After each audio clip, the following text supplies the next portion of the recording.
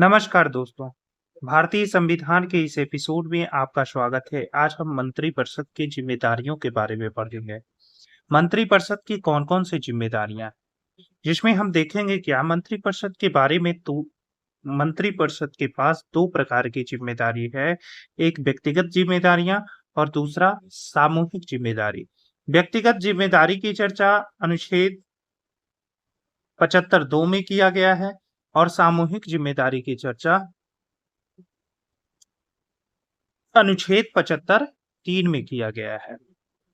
अनुच्छेद 75(2) के अंतर्गत मंत्रिपरिषद व्यक्तिगत रूप से राष्ट्रपति के प्रति उत्तरदायी या जवाबदेह है।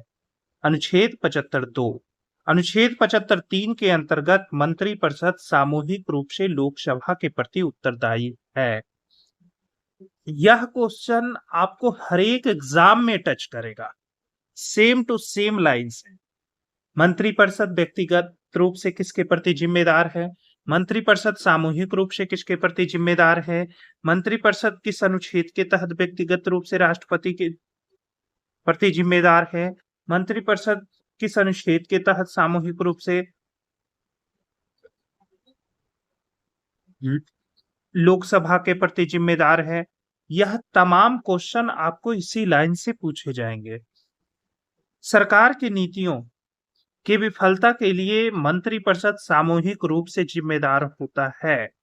मंत्रिपरिषद के पास बहुत सारी जिम्मेदारी होती है। अगर सरकार की कोई नीतियां विफल होती या सरकार विफल होता है तो वहां मंत्रिपरिषद जिम्मेदार होता है। मंत्रिपरिषद में मंत्रियों की संख्या 91वां संविधान संशोधन यानी 91 2003 में मंत्रिपरिषद में सदस्यों की संख्या को सीमित किया गया है। मंत्रिपरिषद में सदस्यों की कुल संख्या लोकसभा के कुल सदस्यों का 15% से अधिक नहीं होना चाहिए। कितना परसेंट से?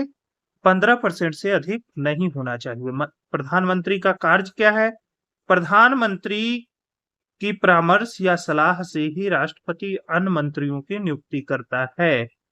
तो पहला कार्य है प्रधानमंत्री सलाह देते हैं अन्य मंत्रियों के नियुक्ति के बारे में। प्रधानमंत्री मंत्रियों के बीच विभागों का आवंटन करते हैं। प्रधानमंत्री मंत्रियों के बीच विभागों का आवंटन करते हैं। प्रधानमंत्री राष्ट्रपति या मंत्रिपरिषद के बीच एक कड़ी का कार्य करते हैं। प्रधानमंत्री राष्ट्रपति या मंत्रिपरिषद के बीच एक कड़ी का कार्य करते हैं।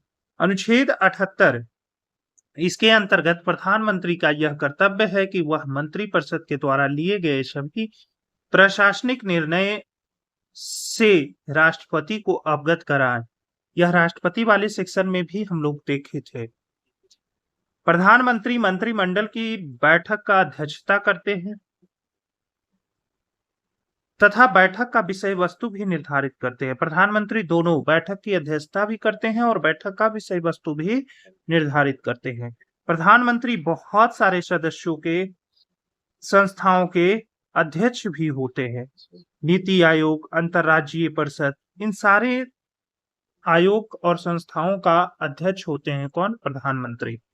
कुछ मंत्रालय परंपरागत रूप से प्रधानमंत्री के पास ही रहता है, जैसे अंतरिक्ष, परमाणु, क्रमिक, पेंशन, प्रशासनिक सुधार इत्यादि।